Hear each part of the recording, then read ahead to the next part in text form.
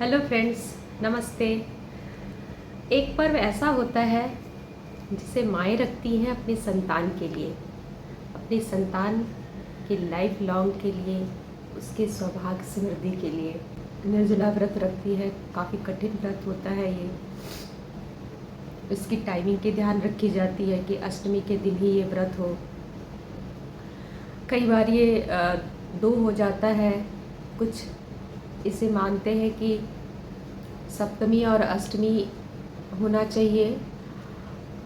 जो मैथिल पंचांग है उसमें कहते हैं कि सप्तमी और अष्टमी, जो कृत पक्ष वाला अष्टमी होता है उसमें सप्तमी के उपरांत अष्टमी, ऐसा व्रत होना चाहिए। और जो बनारसी पंचांग है वो इसके जस्ट अपोजिट, वो कहते हैं कि नहीं, अष्टमी जिसमें सूर्योदय अष्टमी हो और नवमी के साथ हो लगा हो, उस दिन का व्रत होना चाहिए। तो ये दो अलग अलग मान्यता की वजह से ये अक्सर 2 दिन का हो जाता है। तो जो व्रती होती है ये कंफ्यूज्ड हो जाती है, आखिर करे तो क्या करे।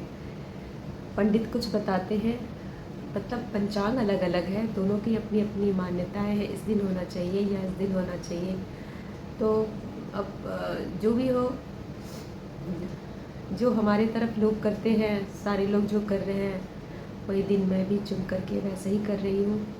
तो आज के दिन मैंने व्रत रखा है, लेकिन मैं घर पर नहीं हूँ।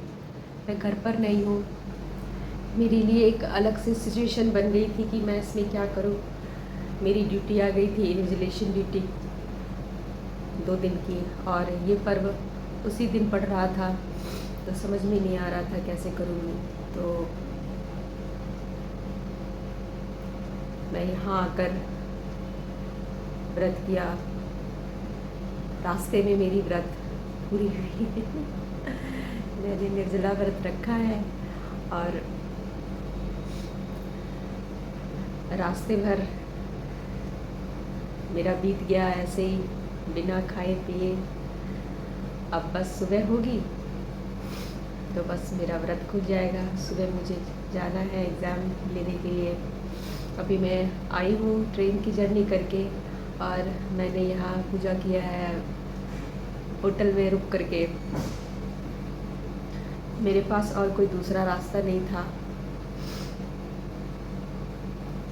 तो कभी कभी ऐसा सिचुएशन भी देखना पड़ता है, तभी समझ में नहीं आता है कि क्या करें। अपने काम को देखें, अपने ड्यूटी को देखें, या जो पूजा पाठ है इसको सही से करें। तो दोनों को कॉम्प्रोमाइज़ करते हुए, दोनों को अच्छे से कंबाइंड करके, मैनेज करके, फिर इस तरह से ये व्रत को मैं कर रही हूँ। सुबह सुबह मैं निकल चली अपनी जर्नी के लिए। सारे घर के सारे काम करके भूखे प्यासे स्टेशन पर आ गई हूँ। तो फ्रेंड्स, आपको क्या लगता है, ये जो व्रत त्यौहार बने हैं, ये जब बने होंगे तब की महिलाएं तो कामकाजी नहीं रहा करती होंगी, और वो ये सब व्रत बहुत अच्छे से करती होंगी, नियम से, समय देखकर सब कुछ। लेकिन अब जो समय है भागा दौड़ी वाली, शरीर से भी उतना स्ट्रॉन्ग फील नहीं करती है। तो फ्रेंड्स, आपको क्या लगता है कि इस तरह से इतने कठिन व्रत आगे चल के क्या सभी लेडीज़ निभा पाएंगी? क्या ये लोग कर पाएंगे इस तरह से, काम भी करके, घर का काम भी, बाहर का काम भी, और ये इतने कठिन व्रत भी? कुछ लेडीज़ तो इस व्रत को उठाती ही नहीं है कि ये बहुत ही कठिन है, और कुछ इसे बहुत आस्था के साथ करती है कि यह संतान के लिए व्रत है। संतान, ये व्रत करने से संतान की कभी अकाल मृत्यु नहीं होती है। तो ऐसा मन में आस्था रखकर ये कुछ व्रती करती हैं इसे। तो यहाँ आकर शाम हो गई, मैं नहा धोकर पूजा करने लग गई हूँ, और मेरी पूजा यहीं इस छोटे से कमरे में हो रही है। सब कुछ मैंने अपने साथ रख लिया था याद कर करके। ये मटर भी इसमें चढ़ाया जाता है। ये जीवित पुत्रिका की कथा भी पढ़नी होती है।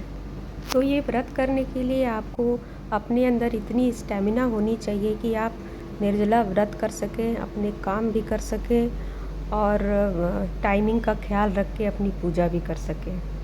आई होप मेरी वीडियो आपको अच्छी लगी होगी।